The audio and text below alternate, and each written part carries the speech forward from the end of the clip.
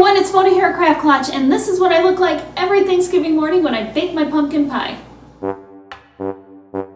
So I did not make up this pie recipe. I found it in this cookbook and I've been doing it for about 18 years. And it's easy and it's delicious. First thing you want to do is preheat your oven to 425, and then you want to get some refrigerated pie crust. I like using a glass pie plate. Okay, you want to carefully unroll your pie crust. If you thought I made the pie crust from scratch, you're crazy. Never done that. I don't believe I probably ever will. So those of you who want to bake your own pie crust, go for it. Okay, get it in there. So tuck those edges underneath, and then just start pinching it between your fingers.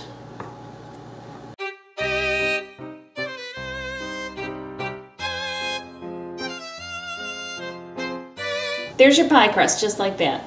I'm going to set that aside. So the recipe calls for pumpkin, and it calls for a 16-ounce can of pumpkin. Well, I've never found a 16-ounce can, so I use a 15-ounce can. All right, you want to scoop your pumpkin right into a bowl. So I'm going to add 1 cup of half and half, 3 eggs,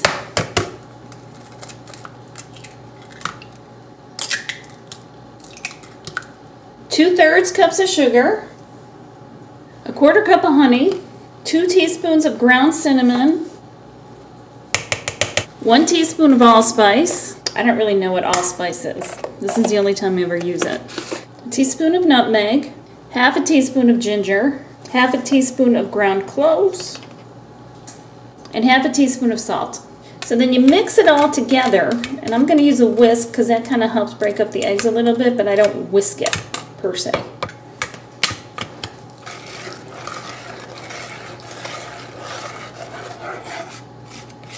Now, I was never a big fan of pumpkin pie, but then I tried this one. Okay, once you have that all mixed, you just want to pour it right in.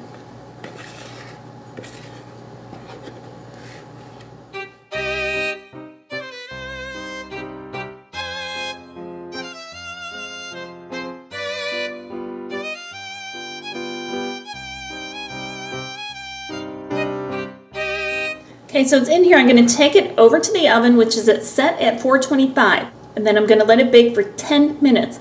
At 10 minutes, I want to drop the temperature to 350 and bake about 40 to 45 minutes until it looks like it's set. Now, I am going to give you this tip. If you don't have one of these pie crust shields, get it, because these are a lifesaver. I keep an eye on the pie, and when the crust looks like it's starting to get a little too dark for me, or if it's just about right, I pop this on there and then let it bake the rest of the way, and it saves the crust. The pie is cooling, and when it cools, it always cracks a little bit in the middle.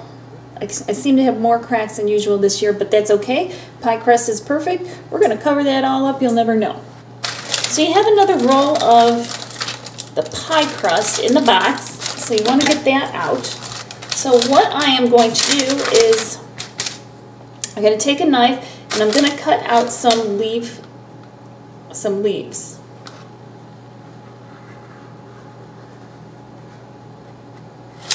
Just like that. I usually have them all going in the same direction.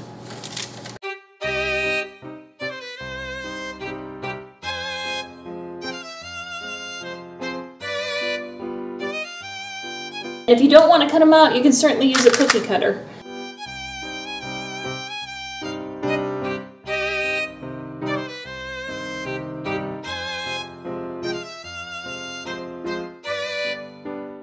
So you have this excess. It's not going to go to waste. Squish it together. And then I'm also going to make some tendrils, or curlicues, or whatever you want to call them. Take some of the dough,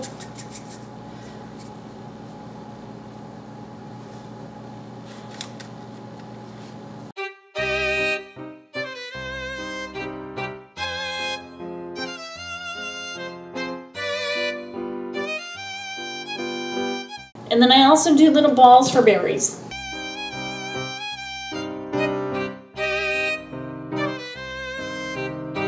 Then I'm going to take a knife and I'm going to cut the veining into the leaves.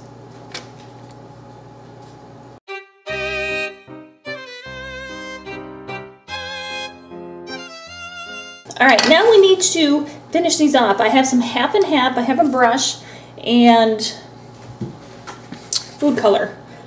Sometimes I color them, sometimes I don't. I think this year I will. I'm going to throw some green food color into the half and half.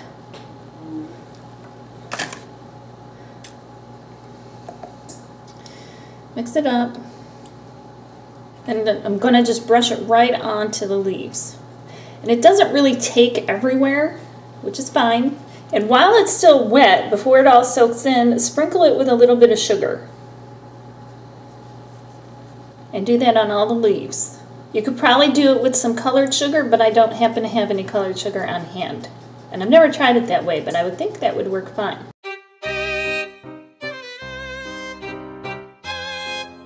I'm going to stick these in the oven for about 10 minutes or until they're browned. So just kind of keep an eye on them. Every oven tends to be just a little bit different. Now here I have the tendrils, and I'm going to do those. I'm actually going to dip them right in here. And then the berries, I'm going to make those red. Now I'm going to do the same with the berries. I'm going to drop them right in. I've added some red food color. Take them out, sprinkle with a little sugar. And then these will go in the oven too. And it's a 400-degree oven. I can't remember if I mentioned that. It's time to decorate the pie. And I had an unusual amount of crackage this year, which is no big deal. We'll just do it a different way. Normally I have the leaves off to the side, but now we're going to just put it right smack in the middle. And I'm going to start with the bigger ones. And nobody will ever know then that those cracks were there, except of course you and me. And I've mixed a little powdered sugar and water just for a little bit of glue, because once you start getting to that second layer, you just want to put just a little bit on there, and it'll hang on to the one above it or below it.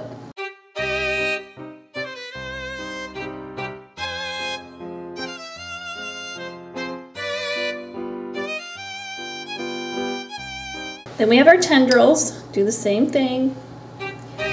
Cover those cracks.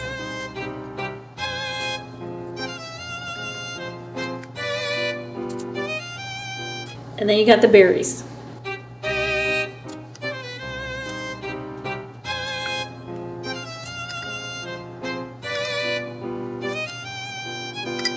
And there's your pie. Now you take it, nobody knows there's cracks underneath it, it looks great, and it tastes great. I hope you give the pumpkin pie a try, and you'll be sure to wow everybody at your next holiday party. So thank you guys so much for watching. Remember to stay safe, happy crafting. While you're here, remember to subscribe and check out some of my other videos. Thank you always for liking, subscribing, commenting, and sharing. I really appreciate it. We'll see you next time.